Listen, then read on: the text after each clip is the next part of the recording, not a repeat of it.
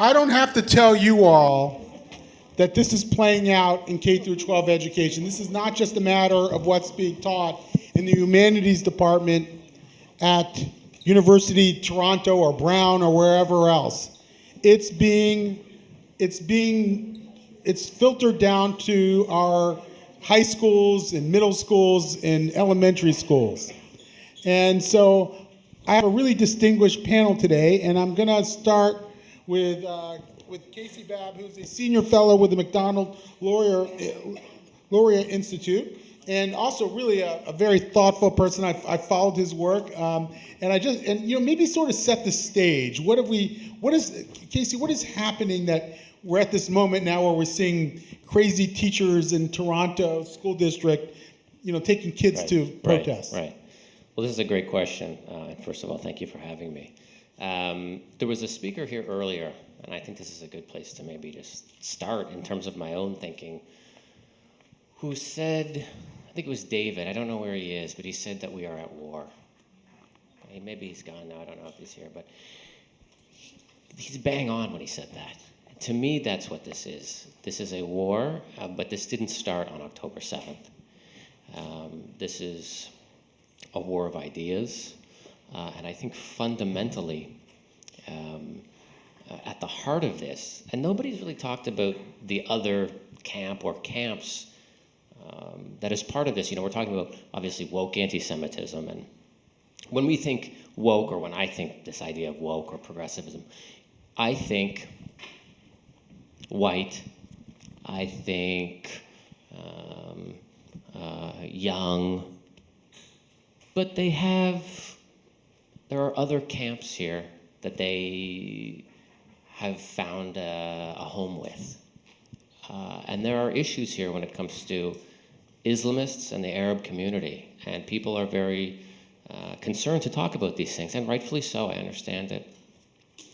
But if you look up here at this image behind us, it's not just people who might come to mind first when we think of woke anti-Semitism. There's keffiyehs up there. There's Arab students behind us on this photo. And fundamentally, for me, where this is coming from and how we're getting here is that both camps view Jews as having a natural place in the world and having a natural place on the totem pole of society, culture, the economy, and so on and so forth.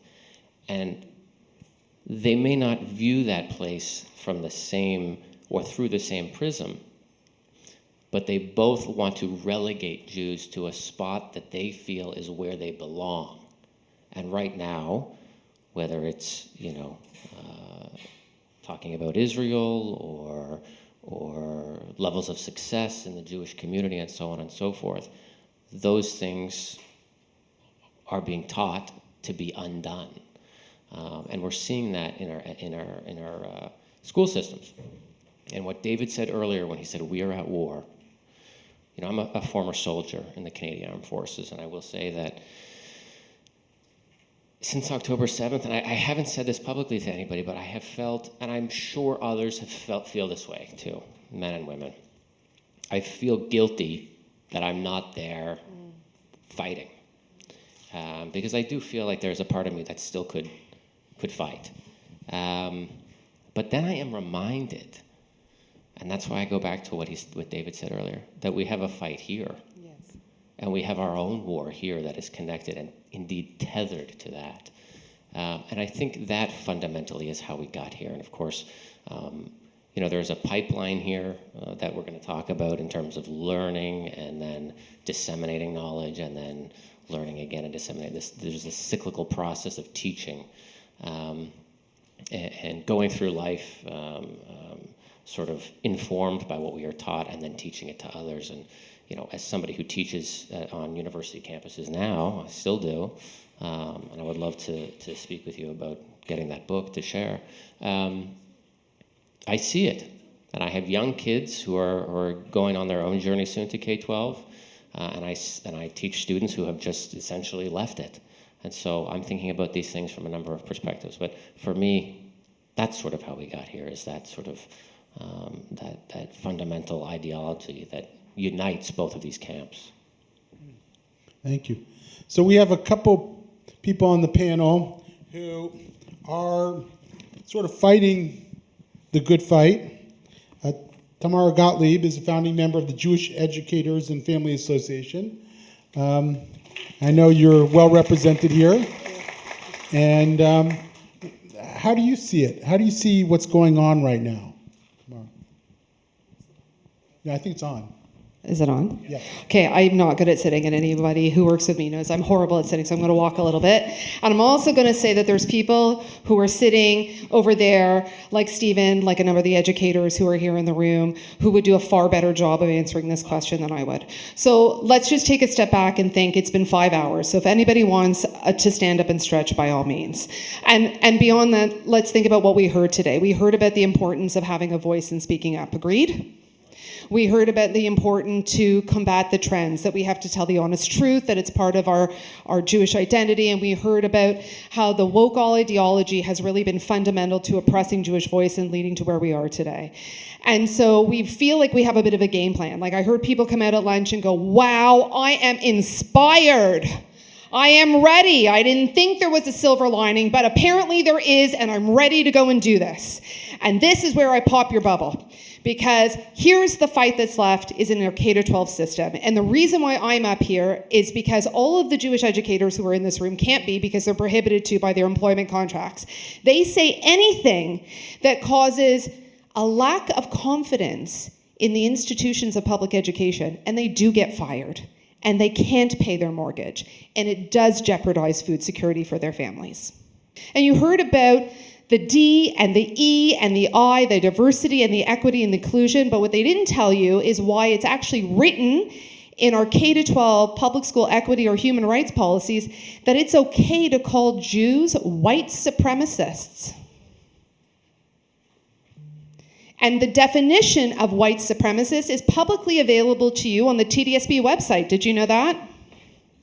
You can go right now, you can open your phone, you can go to the TDSB website, you can look up their DEI policy, and you can look at a one-page policy that talks about diversity, equity, and inclusion, and some of the things that you heard from other panelists. But then you can see a 43-page glossary that redefines every word in that policy. And one of the words that it redefines is white supremacist. So it's not just referring to the KKK, it's referring to the institutional privilege of the whiter dominant group. Who's the whiter dominant group?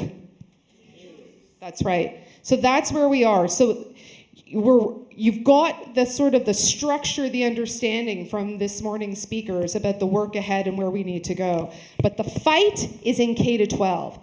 And it's a fight that is going to require us to stand up and show more moxie and more power than we've ever thought we would have to do in our lifetimes. And if we don't find that strength, the fight is lost. Oh, thank you. Couldn't agree more. Ragini Sharma is the president of the Canadian Organization for Hindu Heritage Education and a social worker and a real activist herself. Ragini, how do you see it? Well, that's a tough act to follow, Tamara. Should I stand up? I mean, Yeah, stand up. give me that mic. Ragini, come on, Give me she's that the mic. best ally in the room. Come on. Take the mic from you. Come on, I'm not going to be outdone by this fabulous woman over here. So you're all looking at me and seeing my bindi and my attire. Yes, I am a Hindu, proud to be a Hindu, and a proud ally of the Jewish people. And I say that not because we have common enemies. That's not a friendship that can be sustained. The friendship that we stand on is a solid foundation of thousands of years of friendship. India is a country where Jews were never persecuted, never. And it's been recognized by the Jewish government and by the people all over the world. So the Hindu-Jewish friendship is solid.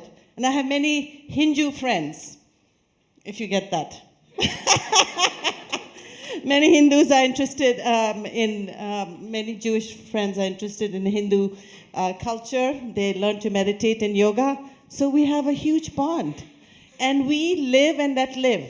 That's our policy. we're okay. Do your whatever that you want to do and join me in celebration. So I don't really know why more people can't be like us. How am I doing, Tamara?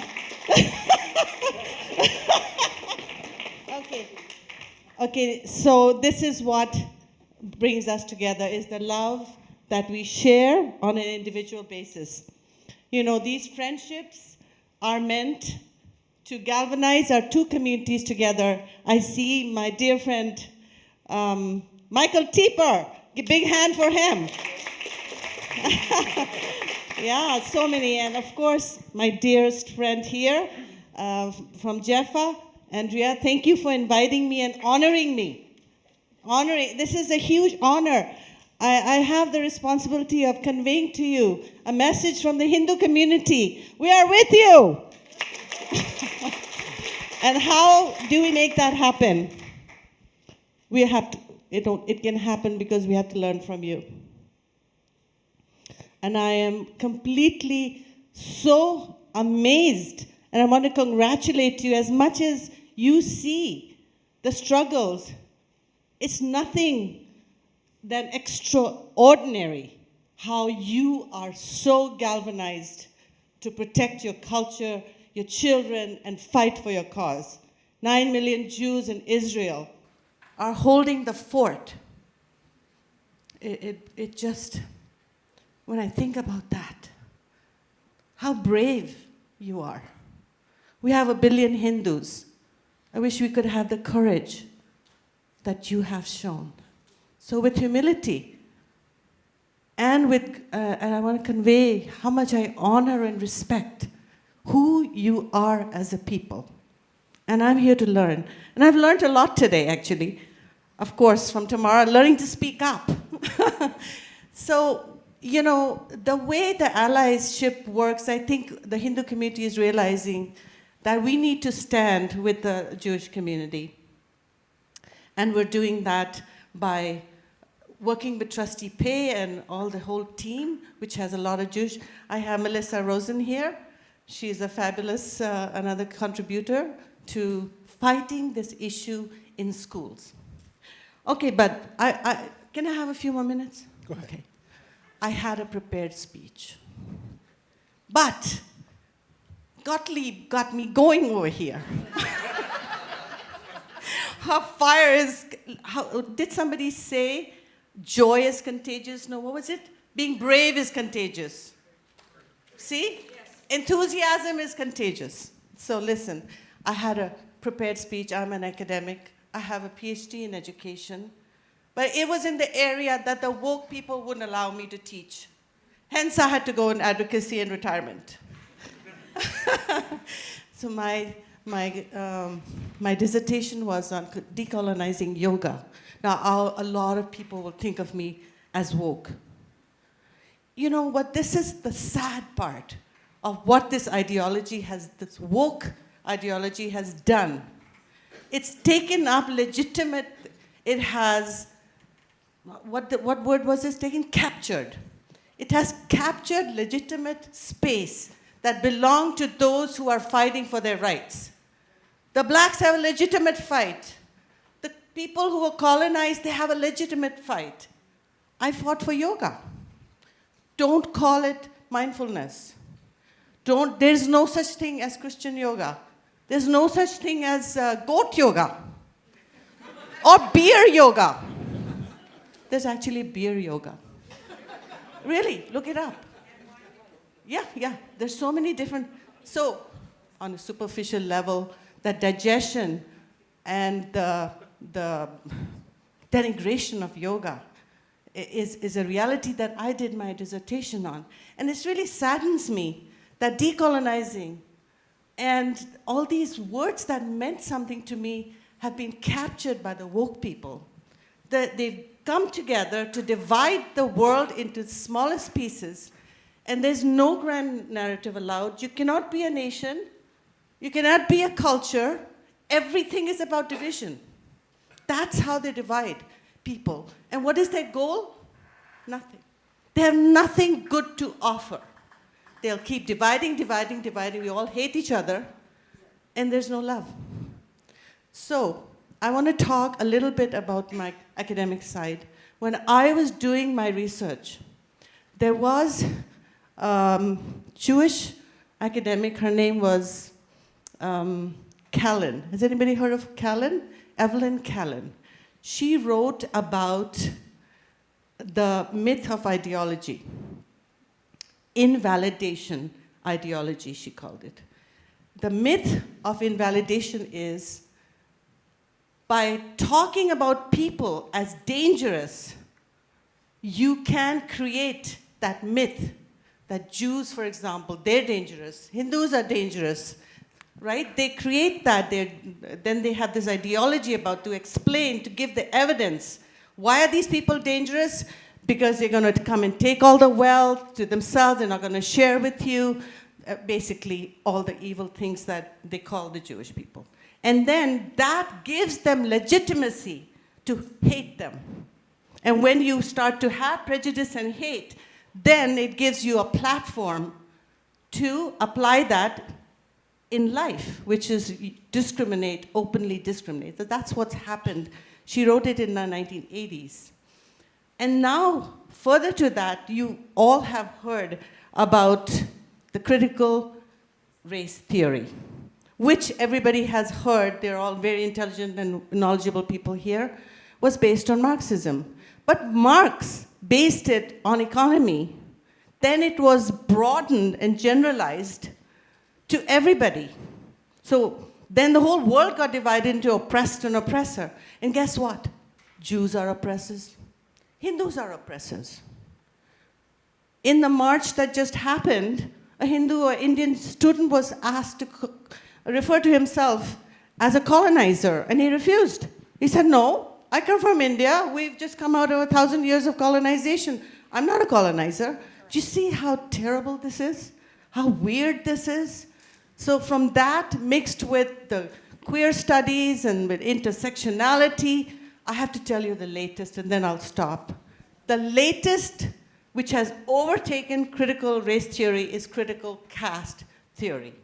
And that brings me to how I got introduced to Jeffa, to Michael, because the critical caste theory says that the root of all evil in the whole world, including Nazis and blacks and every root of the evil can be found in India in the caste system. Is that believable? Isabel Wilkerson wrote this book in 2020, and Oprah Winfrey declared it the most fabulous book that has ever come out and promoted it in her book club, and it became an international bestseller. And every student now, CBC, everybody's read that book, including the chair of the Ontario Human Rights Commission. The theory is we as Hindus are the root of the world evil.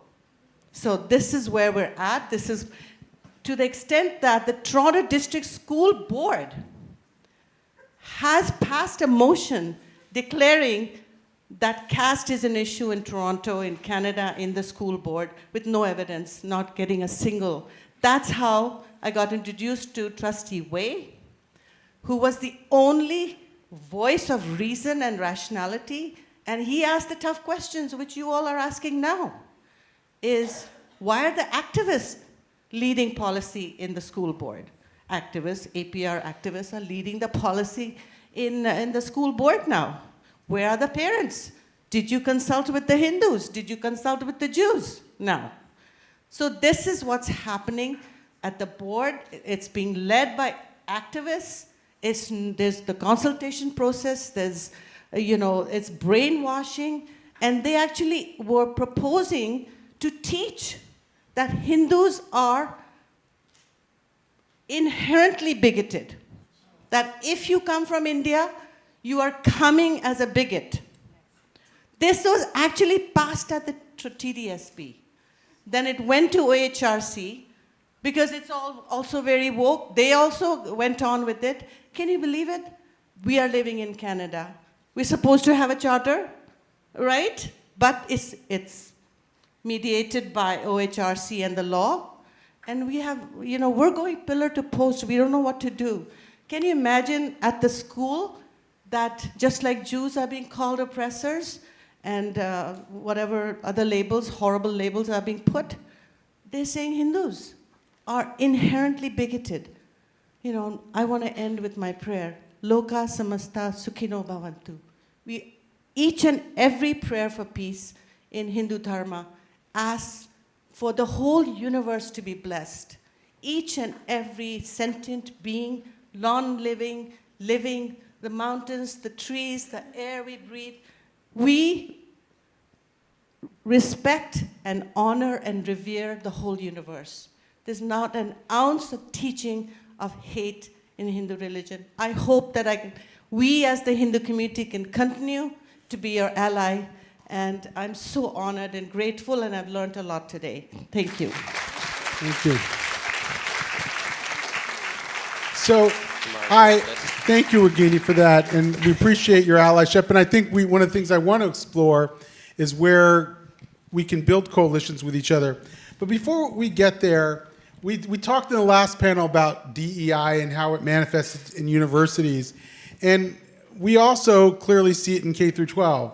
Now, just as we were talking about in that last panel, there's the mainstream Jewish approach is to say, look, we see the anti-Semitism, there would be no disagreement there, but we just want to fight the anti-Semitism in the schools. We don't want to get involved in the DEI struggle other than try to get the Jewish narrative. Is that model working, or do we need to sort of try to deal with it at a deeper level? I'll start with you, Casey. Yeah, I mean, people have touched on this throughout the day, and I typically, and I didn't want to sit up here and talk about my own background, but I've worked in national security my whole career and continue to do so. It's not on my LinkedIn. It's for various reasons, but so when I think about things, I typically think of things through this from a sort of a national security perspective. And in our community, we often say, or we've been taught not to approach issues like this, but it's normal for societies and groups of people to go, well, to look at an issue or think about something and say, well, that's crazy. That would never happen. We used to think that way in the community, and now we're starting to sort of approach things differently. Go, oh, no, that could actually happen. I think the same thing needs to happen in these school systems. I mean, people are too comfortable. And I'll be honest, I think, and I say this as, a Jew, like I think people in the Jewish community are like in some ways just too comfortable, and they don't think that X could happen or Y could. It could definitely happen. Can I speak to that? Yeah, please. So put your hand up here if you think a Jewish teacher can be removed from the classroom for putting up an Israeli flag for Jewish Heritage Month. Really? Yes, absolutely. Absolutely. Yeah, so these things could happen, and they could get worse, a lot worse. And so, I said this, I was speaking in Skokie recently, actually, at the Holocaust Museum there, and I said, there's no I'll say the same thing here. There's no politician, there's no leader who's going to come in and make things better. It's just not going to happen. We have to make things better. We have to just stop complaining. And I don't have all of the answers, but Howard, I don't know if Howard's still here, Howard Lovett and other people, but talked about actually, having a bit of fight, taking the fight to them, maybe even physically, in the courtroom, in the classroom. Get on the committees that you need to be on. Get involved in ways that you would have to have a seat at the table to affect change. I mean, so I don't know if that answers your question, David, but don't approach things like, oh, well, it's bad, but it's not gonna, it'll get better or whatever. It'll just phase out. I love Jonathan, and I agreed with virtually everything he says all the time. But at the top of the panel, or at the top of this event earlier this afternoon, I don't think this is gonna. I think in 5 years it's probably gonna be a lot worse. Unless we start eroding some of the injurious trends that have really been creeping up and taking hold frankly, over the last several decades. I think there's a good chance it could be worse in 5 years, and I think it's a good chance that it can be better. And the one thing that I've learned from this journey over the past 9 months is the power of one. which has become the power of many at Jeffa. And we had a number of educators still constrained by these employment contracts, but we have figured out a way to give them voice and to really give power to their experience, and also to give power to them in the classroom. And when I'm not in front of a mic, if you buy me a drink, I'll tell you some incredible stories about educators. I'm looking at some of them right now who've had the moxie to do brave things, but it's going to involve brave parents. And I just have to tell you, like parents now, I've had months of 20-hour days and listening to concerns from parents of what their kids have experienced, and they think that they're doing the right thing by discharging their concerns to Jeffa. That's called therapy. That's not called making a difference. And getting involved, I mean, I had a conversation with, I got called by a group of parents from another city in Ontario, Jewish parents. They wanted to know how they can bring the Jeffa spark to that city and what they can do to make a difference. And I said, well, I had a quick look at your school board's website. I know there's a number of PIAC and SEAC seats. These are statutory. That means legally required committees of the school board where parents are given a legal voice. Okay? Like the government has said, here's your spot, parents, for you to speak up. And these seats are empty. And I'm saying to this Jewish community, get your people on these committees. And they go, oh, that sounds boring. Right? That sounds boring. But if you want a little window into what could possibly happen, there's one example that I'd like to share. And then I want to share with you the power of one that turned to many. So does anyone here know the largest professional development conference for teachers in the country? Yes, go for it. The Decolonizing Conference. Correct, the Decolonizing Conference.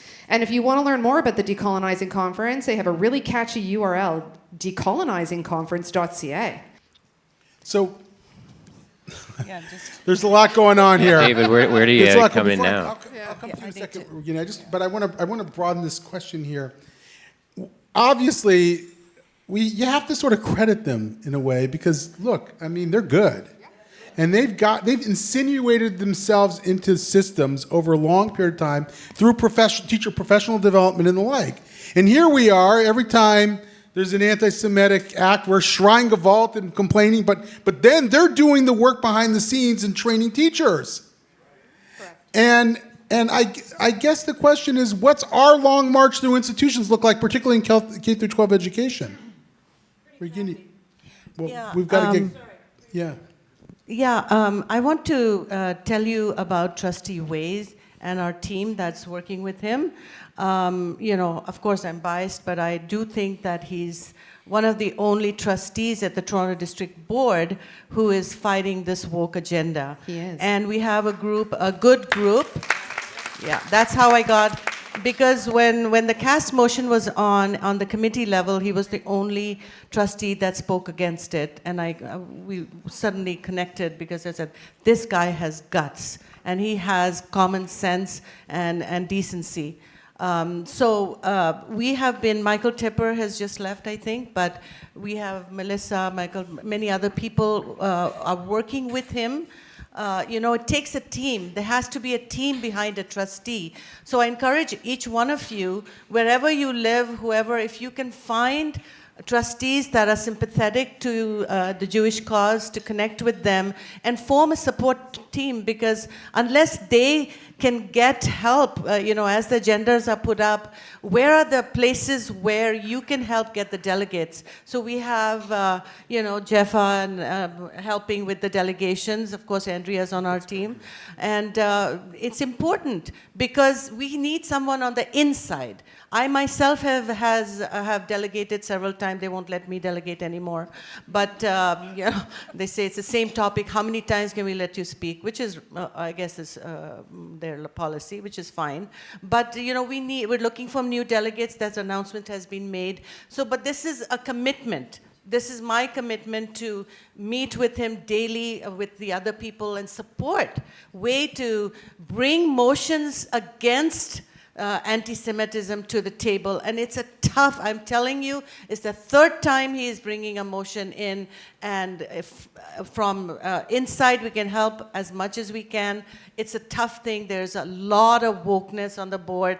People, I'm sorry to say, even the Jewish trustees are trying to be on both sides It's very tragic.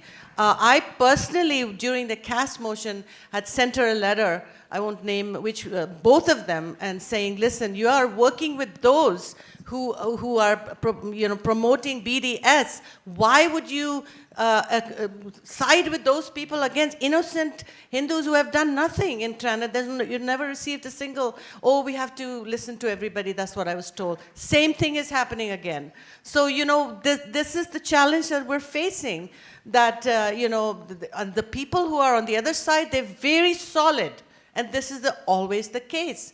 They have a solid cabal, they have their own supported group, and we're the ones looking everywhere, begging, can you vote for this, can you support this? So this is a very pathetic situation. We need to put more pressure, and each one of you should, I would request, is get behind the trustee, offer them the support and the votes and the delegates, and that's how we can bring some change, hopefully. We still don't know what's going to happen with TDSB. Thank you. So we just had this horrible situation with the school district sending students to the protest, and we've referred to it, but I'd like to get a little bit more detail on what happened and what's going on with that. Tamara, would you? I'm going to stand up again because I'm just like not good at sitting. The TDSB must investigate itself. So it's a Ford government, I'm sorry, is the Ford government an incredible disappointment? Yes. Repeat the question. The Ford government, is it an incredible disappointment? Yes. Absolutely. Yes. So are you going to run a slate of TDSB trustees?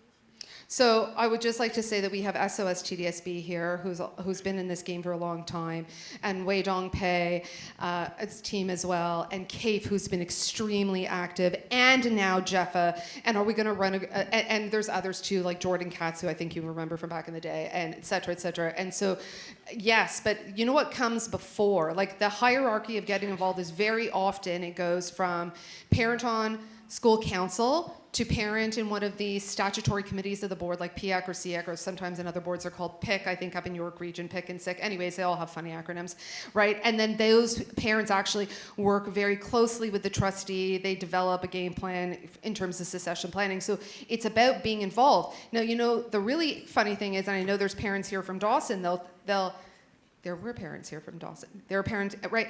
And if you talk to them, they'll tell you about the interesting interplay between some of the most prominent authors in anti-Palestinian racism, founders of the Arab Canadian Lawyers Association, et cetera, and how these people have gotten very involved in their child's school and the education system. So the people who have an agenda are getting very involved in the schools. Yes, they're giving up their whole lives and all of their free time to be present and push forward their agenda. And our community has been very good-natured, invested heavily in Jewish day schools, and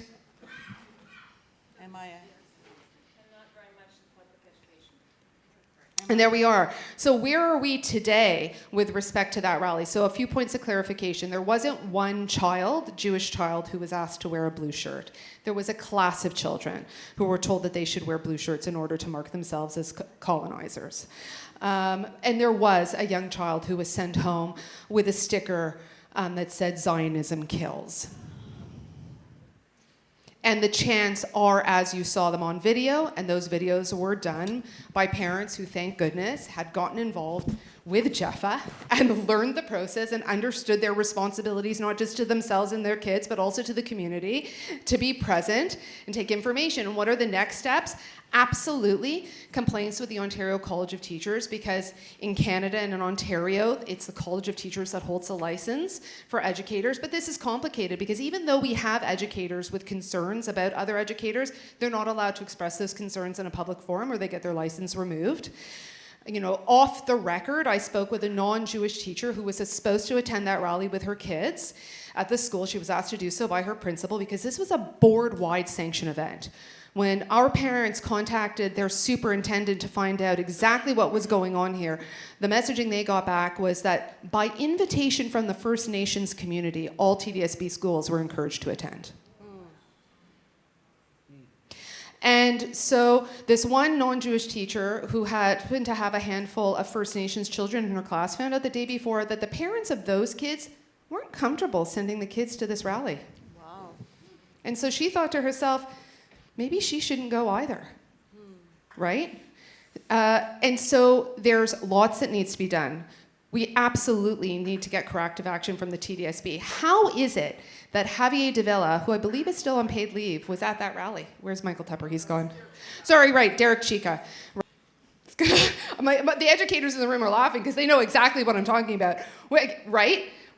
Nothing, right? So it's going to require so much heavier a lift. And I just don't want you to give up. I want you to be prepared. Yeah.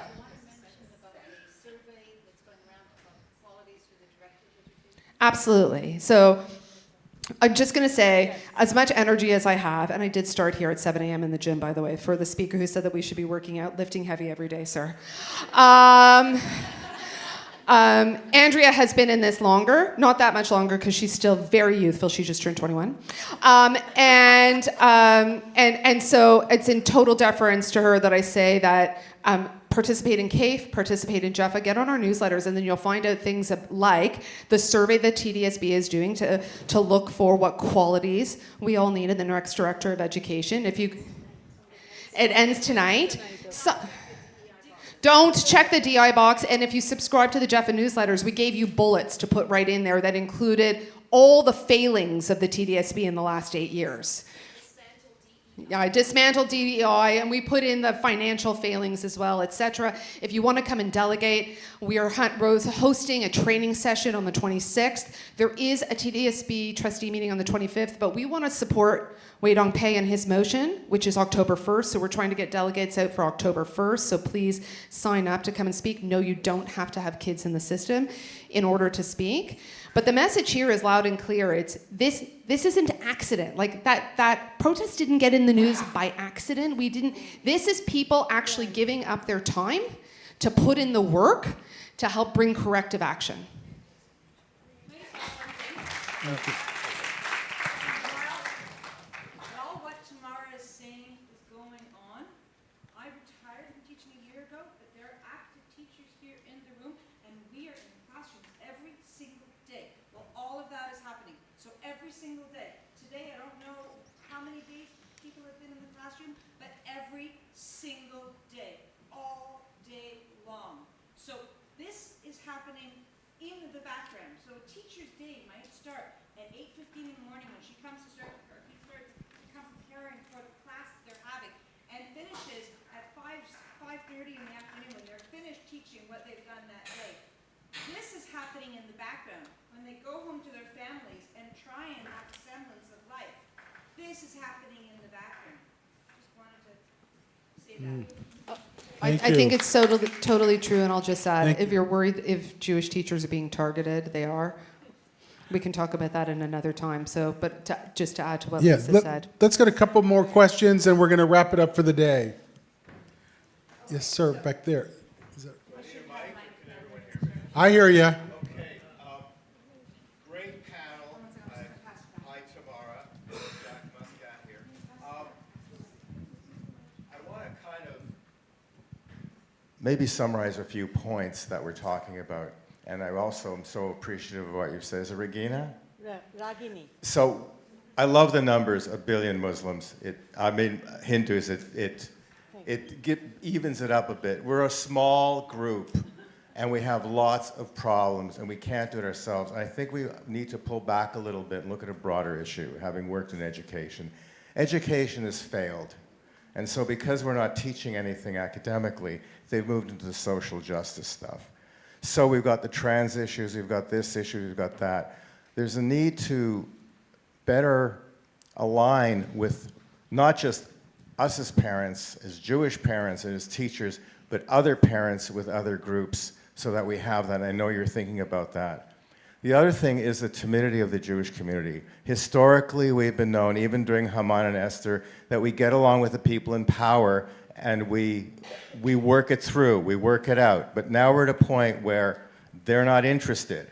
So I happen to have a surplus of pagers that I'm happy to distribute freely to all of the personnel of all of the boards to get their attention. because we need a transformative moment. My challenge, and it's to our whole community, is we say to mobilize, but what happens is we don't have the administrative path. We have your wonderful group, your group, another group, and also, David, I'm asking you as well. This is a beautiful building. You walk out, when you walk out here, you're going to see it thriving with Jewish families and kids, and also 20% of the members are not Jewish because we're a pluralistic community. But our Jewish institutions, our Jewish leadership, our federations, I read about what got you going, are just not responsive. The big money in this town, the names on the buildings here, I know these people. I go up to them, I said, how are you going to feel when your building gets blown up? You know, unless you start doing things. So how do you create that transformative moment that you get it, you know, so that we become truly woke and understand that what Tamara is saying, that's a shanda that a parent won't go on a parents' committee. And I'll just leave it there. Yeah, just real quickly, a joke. Why is the Hindu-Jewish alliance so important? Because together we're 1 billion people. Can I ask a question? What exactly, and I'm really not being facetious, but I've met at these events the ministers of education, both for K-12 and for universities, and when I've asked what they're able to do, the answer has always been, I can tell them I'm unhappy with them, but I can't mandate anything. And I'm not sure I understand that. So don't they fund them? What do they do? Right. So municipal governments exist at the behest of the provincial government, and school boards exist at the behest of the provincial government. They have extraordinary powers. We pay no attention to who we elect as trustees, and trustees are a horrible, I shouldn't say that, but just, yeah. It's like no money and a lot of hours. But in any case, it's God's work. And there's a couple of things that need to happen. Number one, we need to realign the powers that these school boards have. And we're going to do that by political activism, by making it clear to all three parties that's what we want. When we talk about realignment, we can start with harmonizing the human rights or equity policies. There are 76 publicly funded school boards in Ontario. 76. Each with their own DEI departments being paid for by you. Many of which also have, like the TDSB, a human rights department funded by you. And the ministry has. And the Ontario government also has an anti-racism secretariat. So we can start with an alignment, and we can, that's one thing. And then very quickly, I've heard the Minister of Education sit right here and pass the buck to the Ontario College of Teachers. That legislation that governs that regulatory body is housed under his ministry, and there's absolutely more that can be, or her ministry now, and there's more that can be done. I think we're going to have to end the panel. Such an energetic panel we have. So thank you for this conversation. I don't think so. I will take one moment to honor both of you, if you'll give me a chance. Stand up, please. Oh, sure. On behalf of the Hindu community, and this is a shawl to protect you, honor you, be safe. Thank you very much.